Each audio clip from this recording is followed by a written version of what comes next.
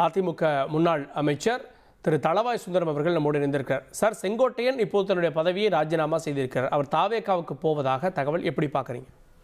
இது ஒன்றும் புதுசு இல்லை.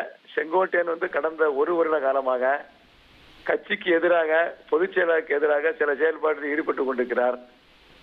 அவர் எது கேட்டாலும் சமீப காலமாக உண்மைக்கு புறம்பான செய்திகளை பரப்பிக் கொண்டிருக்கிறார். டெல்லிக்கு செல்ல வேண்டும் என்றால் ஹரித்துவாருக்கு செல்கிறேன் என்று சொல்லுகிறார்.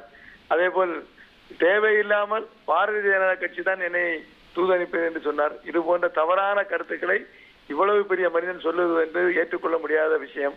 ஒன்று, ஒரு பொதுச் செயலாளரை மதிக்கிறது, பொதுச் செயலாளருக்கு நடவடிக்கையிலே அவர் கெடு விடுவிப்பது, இதெல்லாமே கட்சிக்கு கேடு விளைக்கக்கூடிய செயல்பாடு அவர் ஈடுபட்டார். ஆகவே அந்த அடிப்படையில் கட்சியை விட்டு நீக்கப்பட்டார்.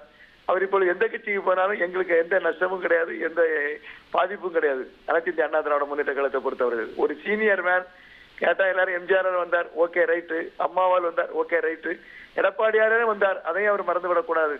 ஆக அவர் தன்னுடைய நிலைப்பாட்டை மாற்றிக் கொண்டார். இப்பொழுது அங்கே திருந்து இங்கே திருந்து எங்கே திருந்து எங்கேயோ தன்னுடைய பதவியை ராஜினாமா செய்து கொண்டு எங்கேயோ போக வேண்டும் என்று போய்கொண்டிருக்கிறார். மிக்க மகிழ்ச்சி எங்களுக்கு. இல்ல, அதிமுக தாவேகா கூட்டணி வரும் அப்படின்லாம் பேச்சுக்கள் இருக்கக்கூடிய சூழல்ல நீக்கப்பட்ட ஒருவர் தாவேகா கூட்டணி பத்தி யாருமே இந்த இதுவரை பேசவே இல்லையா? நீங்க எப்படி பேச்சு வரும்னு அந்த தென்னந்திரிக்கை இல்லையா?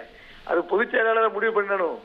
இவர் எங்க போனாலும் சார், இப்ப இங்க இருந்து அவரு எந்த கட்சிக்கு போனாலும் நாங்க பொதுச் செயலாளர் எந்த கூட்டணி அவரு தான் டிசைட் பண்ணுவாரு. அவரு விருப்பத்துக்கு போறாரு. இப்போ தன்னுடைய ஏதாவது எங்கேயாவது ஒரு சேரணும் போய் சேரிட்டு இருக்காரு. அவரு இப்போ அந்த தன்னுடைய விருப்பத்துக்கு போறாரு. இது கூட்டணிக்கோ அல்லது அதிமுக தாவேகா கூட்டணி வரும் இதுவரையிலும் பொதுச் செயலாளர் சொல்லவே இல்லையா?